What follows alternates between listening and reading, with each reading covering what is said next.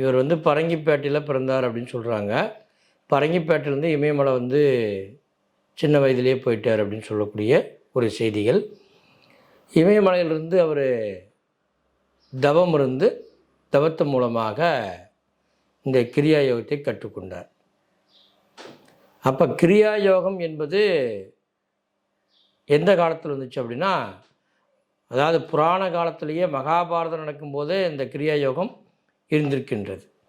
அந்த யோகத்தை ரிஷிகள், முனிவர்கள், தவசிகள், இந்த மாதிரி பல முனிவர்கள், சித்தர்கள் மூலமாக நம்மளுடைய மகாதர் பாபாஜி ஐயா வந்து இந்த கலையை கற்றுக்கொண்டு விடுறார். இந்த கற்றுக்கொண்ட கலையானதை அவர் கற்று காற்றில் கரைந்து விட்டார்.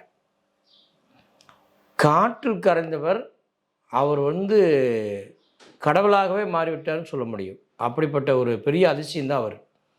ஆனால் இருந்தாலும் கூட இந்த கலையை உலகம் பூரா பரப்ப வேண்டும் என்று பல சித்தர்கள் மகான்களுக்கு இவர் கொடுத்துட்டு போய்க்கிறார்.